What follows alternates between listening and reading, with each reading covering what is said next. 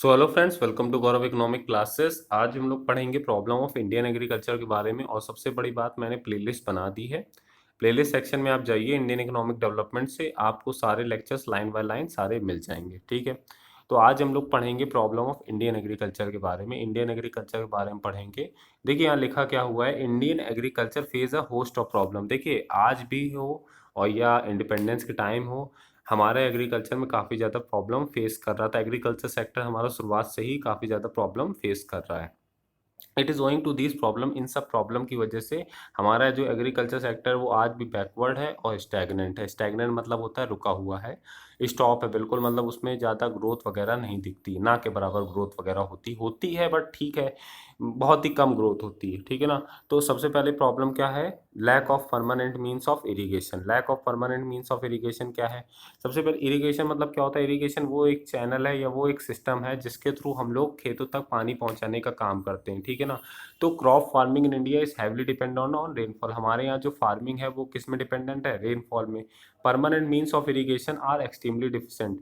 मतलब जो हमारे permanent means of irrigation, permanent means of irrigation मतलब कि परमानेंट खेतों को पानी मिलता रहे, परमानेंट खेतों तक पानी पहुंचता रहे, वो वाला सिस्टम हमारे यहाँ एक्सट्रीमली डेफिशिएंट है। मतलब उसकी बहुत ज़्यादा क्या है, कमी है। ठीक है, डेफिशिएंट मीन्स कमी। ठीक है, हम लोग ज़्यादातर क्या है, क्रॉप फार्मिंग हमारी आज भी रेनफॉल में डिपेंड है। ठीक है, तो dependence on rain water makes Indian agriculture extremely vulnerable.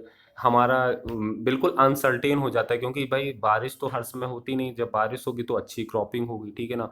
तो इस वजह से हमारा जो इंडियन एग्रीकल्चर है वो क्या है, एक्सट्रीमली वल्नरेबल हो जाता है। Good rainfall brings good harvest. अच्छी अगर रेनफॉल होगी तो अच्छी हार्वेस्ट होगी। While droughts cause a substantial loss of output. और ड्राउट्स वगैरह का जैसे कोई तो तूफान वगैरह या क्या कहते हैं फ्लड वगैरह आ गए, सूखा पड़ गया, तो उससे हमारा क्या कहते हैं कि आउटपुट का काफ़ी ज़्यादा लॉस हो जाता है, क्योंकि उस साल हमारी अच्छे से फार्मिंग तो हो नहीं पाएगी, क्रॉप फार्मिंग तो उस साल उस तरीके से हो नहीं पाएगी, तो उसकी वजह से भी काफ़ी ज़्यादा लॉस हो जाता है। तो स्टेबिलिटी अगर हमें चाहिए एग्रीकल्चर आउटपुट में, तो हमारे पास परमानेंट मीन्स ऑफ इरीगेशन होना चाहिए। परमानेंट मीन्स ऑफ इरीगेशन की परमानेंट सोर्स होना चाहिए कि जिस सोर्स के थ्रू हमारा परमानेंट खेतों तक हमारा क्या कहते हैं वाटर जाता रहे, और क्रॉपिंग वगैरह अच्छे से होता रहे। जितना उनको प्रॉपर एक अमाउंट में पानी चाहिए खेतों को, उतना हमारा जाता रहे, और एक क्रॉपिंग हमारी फार्मिंग वगैरह अच्छे से होती रहे। और ये पूरा लैक ऑफ परमानेंट, जो परमानेंट मीन्स ऑफ इरीगेशन है वो इंडिया के एक पार्ट में नहीं चाहिए, वो इंडिया के हर पार्ट में चाहिए। ठीक है ना। तो developed across all part of the country. ठीक है। अब देखिए सेकंड क्या लिखा हो, डेफिशिएंसी ऑफ फाइनेंस। जो हमारे यहाँ नॉर्मली जो फार्मर्स हैं उनके पास पैसे की क्या है, बहुत ही ज़्यादा कमी है। ठीक है ना। Deficiency of finance, deficiency of finance मतलब फाइनेंस की क्या है, बहुत ही ज़्यादा कमी है। तो deficiency of finance is another major problem facing Indian agriculture for bulk of the financial need. देखिए जो हमारे यहाँ का जो फार्मर है, for bulk of the financial need, ज़्यादातर अपनी फाइनेंशियल नीड के लिए, मान लीजिए स्मॉल फार्मर जो हैं वो non institutional source. Non institutional source मतलब कि जो गवर्नमेंट ने जिनको रिकॉग्नाइज नहीं कर रखे, मतलब कि वो अपना क्या कहते हैं अपना अलग से ही चला रहे हैं, मनी मनी लेंडिंग। देखिए एक होता है इंस्टीट्यूशनल सोर्स, एक होता है नॉन इंस्टीट्यूशनल सोर्स।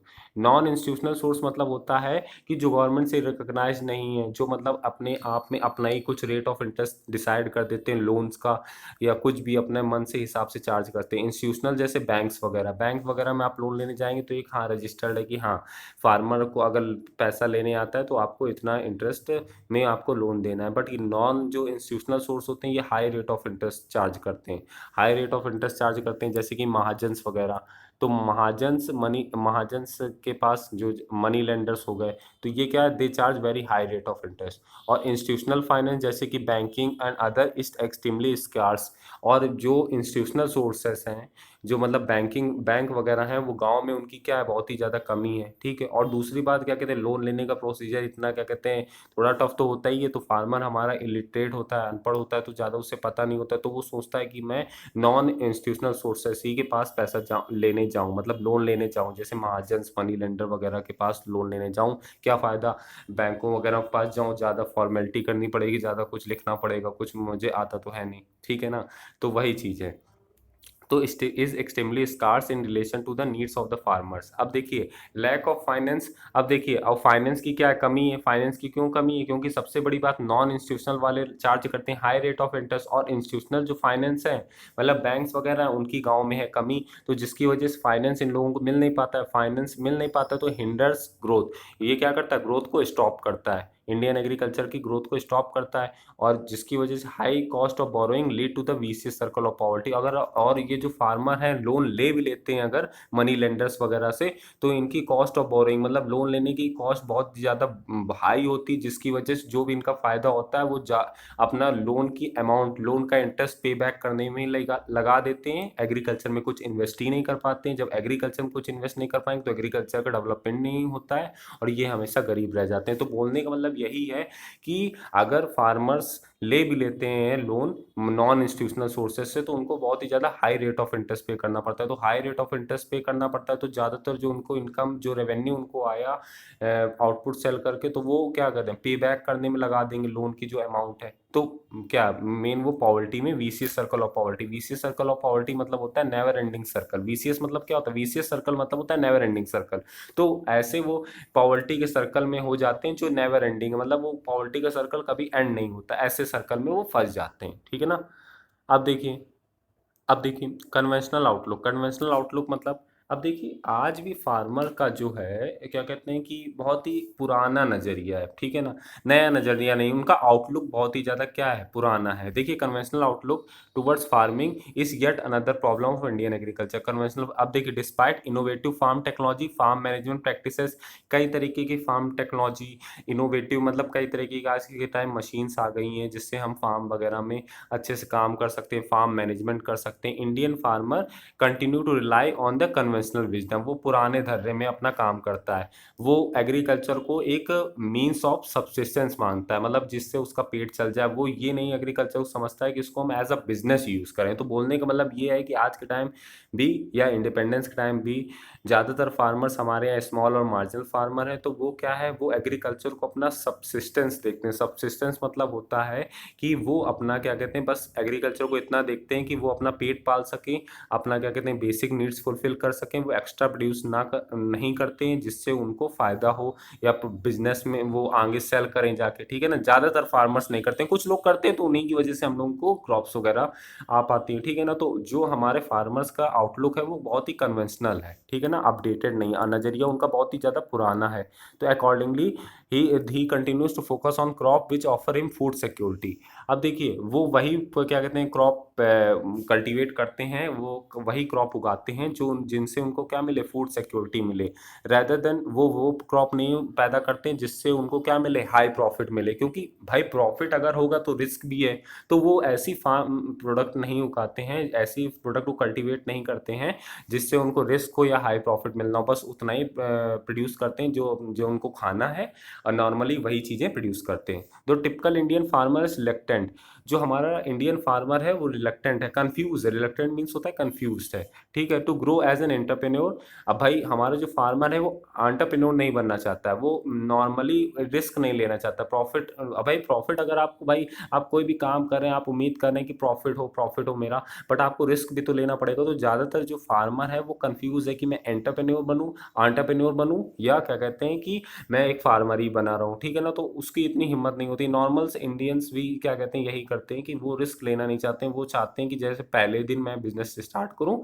और पहले दिन ही मुझे प्रॉफिट हो, और अगर पहले दिन प्रॉफिट नहीं हो रहा है तो ये बिजनेस बेकार है, मुझे नहीं करना है, ये सब ठीक है ना। तो हर चीज़ में टाइम लगता है, रिस्क भी आपको लेना पड़ता है, कभी आपका लॉस होता है, कभी प्रॉफिट होता है। तो ये आउटलुक हम लोगों का बहुत ही ज़्यादा बेकार है, हम लोगों क्या, फार्मर्स का सबका बेकार है, इंडियंस में नॉर्मली यही चीज़ होती है, ठीक है ना।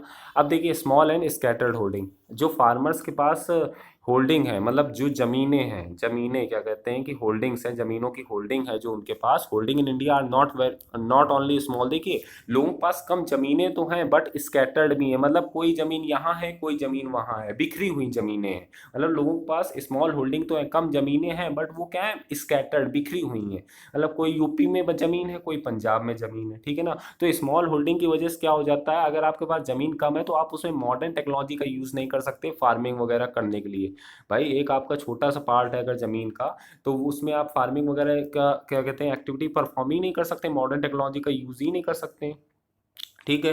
तो scattered holding increase the cost of management. और दूसरी बात, स्कैटर्ड अगर होल्डिंग है, अगर आपकी जमीन बिखरी हुई है, एक जमीन है यूपी में, एक जमीन है हरियाणा में, और क्या कहते हैं, तो इससे क्या होगा, आप यहाँ कल्टीवेशन करोगे फिर वहां जाओगे तो आपकी कॉस्ट ऑफ मैनेजमेंट आपका जाएगा कि नहीं, आपका जाएगा, कॉस्ट ऑफ ट्रांसपोर्टेशन आपका होगा कि नहीं होगा। तो जिसकी वजह से क्या होता है, हमारा एग्रीकल्चर बैकवर्ड रह जाता है, फार्मिंग और पॉवर्टी, फार्मर्स ज़्यादातर क्या हो जाते हैं, गरीब रहते हैं। ठीक है ना, ये भी इसका एक रीज़न है, problem of Indian agriculture.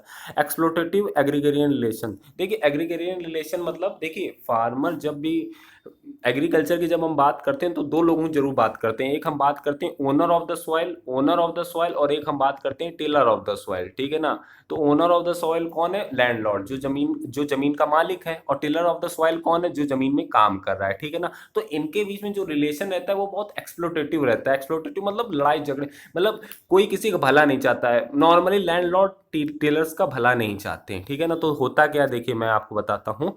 Agrarian relation refer to the business relationship between landlord and the tenants. Tenants मतलब टेलर्स ऑफ द सॉइल, जो जमीन में काम करते हैं, लैंडलॉर्ड आपको पता है। तो most landlord are absentee landlord, ज्यादातर लैंडलॉर्ड क्या करते हैं, एब्सेंटी मतलब आते ही नहीं है, मतलब देखने नहीं आते हैं, वो कभी कभार आते हैं, फार्मिंग वगैरह, दे सेल्डम डू फार्मिंग, वो अपने आप, मतलब जो ज्यादातर लैंडलॉर्ड होते हैं वो अपनी जमीन में काम नहीं करते हैं, वो रखते हैं फार्मर्स को, टिलर्स ऑफ द सॉइल को काम पे रखते हैं, और वो बहुत ही कम काम करते हैं। ठीक है ना, तो relying on the rental income, वो क्या करते हैं कि फार्मर को रखा और फिर उसके बाद जो उसने क्रॉप प्रोड्यूस करी उसके हिसाब से उसको थोड़ा बहुत पैसा दे दिया, और ज्यादातर अपना पैसा रख के या माल सेल करा तो ज्यादातर पैसा अपना ही रखते हैं। तो दे टेंड टू एक्सप्लॉइट। इस केस में कौन एक्सप्लॉइट हो रहा है, टिलर्स ऑफ द सॉइल। भाई मैं आपकी अगर जमीन में काम करने आता हूँ, आप लोग मान लीजिए आप कोई एक लैंडलॉर्ड है और मैं आपकी जमीन में काम करने आ रहा हूँ, तो आप मुझे कम से कम पैसा दे दें, और आपकी क्रॉप है 1 करोड़ की, आप मुझे दे रहे हैं 1,000 रुपये या 10,000 रुपये, तो कि मैं बोलूंगा नहीं कि आप मेरा एक्सप्लॉइटेशन करें। भाई आपकी क्रॉप 1 करोड़ की मैंने आपको कल्टीवेट करके दी है, मैंने पैदा करके दी है, और आप मुझे दे रहे हैं 10,000 रुपये, तो इसमें क्या होता है, इसमें एक्सप्लॉइटेशन करता है लैंडलॉर्ड, किसका, टिलर्स ऑफ द सॉइल का। तो high rents and the related charges, अब देखिए क्या है, अब वही बात है कि कम पैसा देता है, having paid rents to the absentee landlord, the tillers of the soil left with a little surplus. वही बात है कि ज़्यादातर क्या, जो उन्होंने कल्टीवेट करा, जो उन्होंने क्रॉप पैदा करी, ज़्यादातर पैसा उसके पास चला जाता है, लैंडलॉर्ड के पास। तो ज़्यादातर जब पैसा लैंडलॉर्ड के पास चला जाता है, टिलर्स ऑफ द सॉइल को बहुत ही कम पैसा मिलता है, तो वो उनको पास कोई एक वो नहीं रहता है, मोटिव नहीं रहता है कि हाँ हम इस ज़मीन में अच्छे से काम करें, वो भी फिर बिल्कुल ऐसे ही काम करने लगते हैं।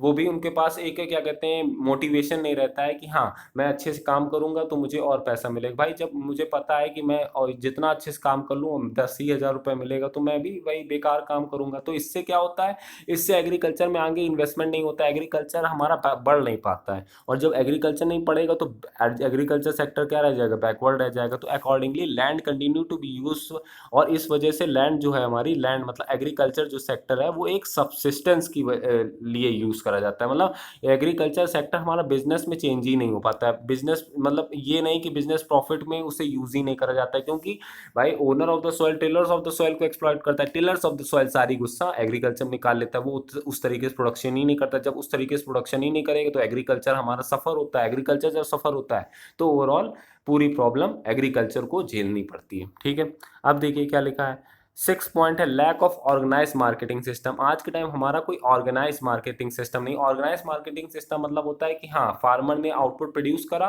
वो जाके कोई एक मंडी टाइप की, फल मंडी टाइप की है, वहाँ बेच दे जाके। बहुत ही जगह नहीं है फल मंडी, आज के टाइम हो गया है, बट क्या कहते हैं इंडिपेंडेंस के टाइम या उससे पहले भी हमारे यहाँ ऐसा कोई सिस्टम नहीं था, ऑर्गेनाइज मार्केटिंग सिस्टम नहीं था। अब देखिए क्या लिखा है, agriculture marketing system is highly unorganize. कई सारे ऐसे स्टेट हैं, कई सारी ऐसी जगह हैं जहाँ भी आज के टाइम एग्रीकल्चर मार्केटिंग अनऑर्गेनाइज्ड है। अब vast majority of the small farmer, ज्यादातर फार्मर्स की small majority continue to sell their output in the local market at the reduced rate.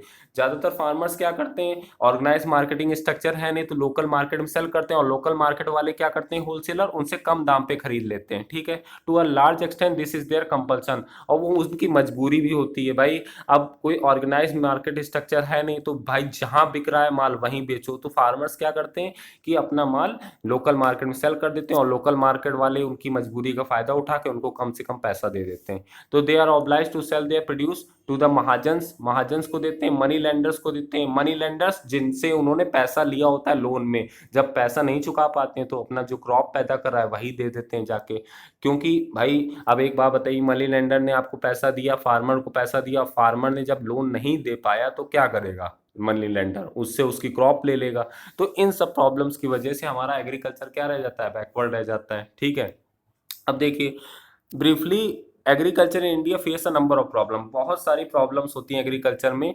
जैसे eight the level of production modern input का अच्छे से नहीं use करा जाता है, जुडिशली यूज, मैंने आपको बताया था जुडिशली दिमाग लगा के उसका नहीं यूज करा जाता है, बिकॉज ऑफ विच प्रोडक्टिविटी हमेशा लो रहती है। At the level of marketing bulk of the small holders fail to get remunerative prices, और जो स्मॉल होल्डर्स हैं, फार्मर जो हैं, उनको उनकी फसल का अच्छा दाम नहीं मिल पाता है। Price of the crops because of the lack of organize marketing system, वही बात है कि ऑर्गेनाइज मार्केटिंग सिस्टम की वजह से, ना होने की वजह से हमारा फार्मर्स को अच्छा प्राइस नहीं मिल पाता है। ठीक है ना। तो सो गाइस कीप वाचिंग गौरव इकोनॉमिक क्लासेस, इसके बाद का नेक्स्ट लेक्चर में आई होप, और अगर इन लेक्चर्स के रिगार्डिंग अगर वो प्रॉब्लम होती है तो आप लोग मुझे मैसेज कर सकते हैं मेरा व्हाट्सएप नंबर में। ठीक है, थैंक यू वेरी मच।